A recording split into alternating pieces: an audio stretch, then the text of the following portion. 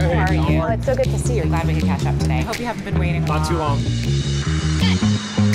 In a town that loves power lunching, it's always about who you're with and where you're going. Oh, I love it here. I'm talking to the leading minds on energy and giving you a taste of DC. I was just staring at all the really yummy treats. I'm Monica Trauzzi, and this is Off the Menu.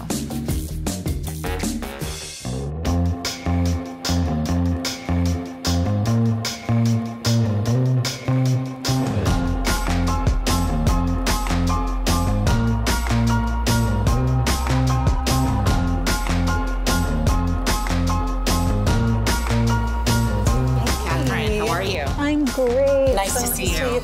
You too, Monica. What a treat. Thank you for joining me for lunch. Let's go sit down. It is a busy time, right? There's a lot happening. Definitely. And even more so recently with the House flipping, I feel like the conversation around clean energy and climate change has really ramped up. So what do you think about all the momentum around the Green New Deal?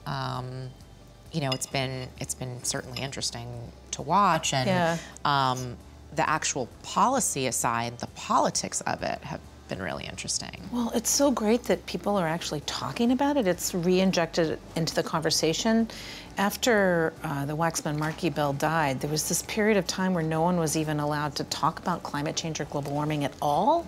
And now it's been thrust back into the conversation. So everybody's talking about it, and they may be coming at it from different angles, but it's out there again. It was just, I was remarking to my husband the other night on the news. I said, I haven't heard the news talk about this in so long. That's right, yeah. Even Meet the Press has spoken about climate change or the Green New Deal in some way multiple times over the last couple of months, and I think that that is a significant shift. And as all the existing technologies, but new technologies come into the market, you know, this idea of kind of letting everyone play the game, it's important. Absolutely. So I think that we have done a lot of very technology-specific policies, which have done a lot of good. They moved every single technology forward in some way and made it more commercially viable. From the very beginning, from the industrial age and when we had coal plants, we've always had incentives to move technologies forward. And I think now we're at a point where we have this big existential issue of greenhouse gas emissions, and we have to do something, and we have a very limited time. So I think we're going to have to be more goal-focused. Like, what is our goal? What are the metrics that we have to set forward to meet those goals?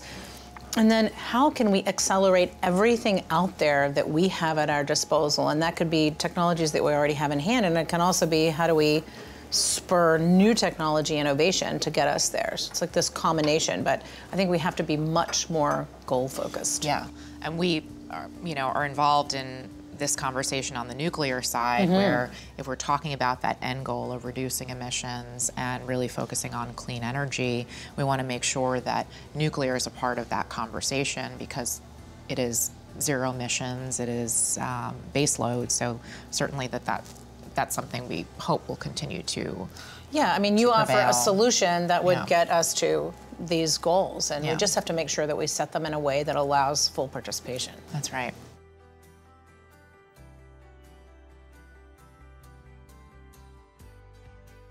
I love your podcast, The Energy Gang, that you do with Stephen Lacey and Jigar Shah. But how do you think the conversation has shifted since you started 5 years ago, the conversation on clean energy?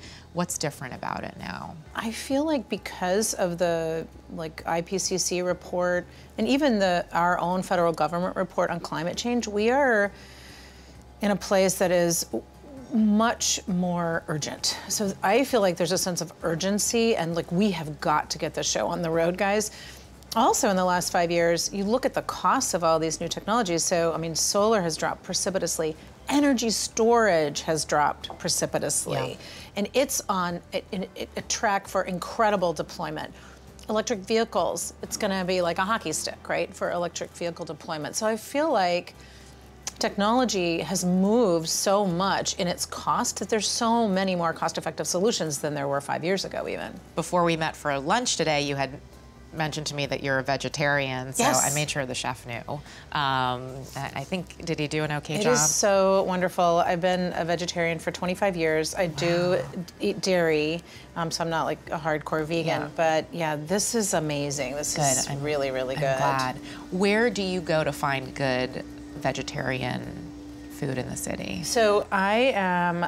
I'm a big pasta fan. Yeah. I make my own pasta, and so I often just, spend time at these Italian food stores, just like gawking at flour.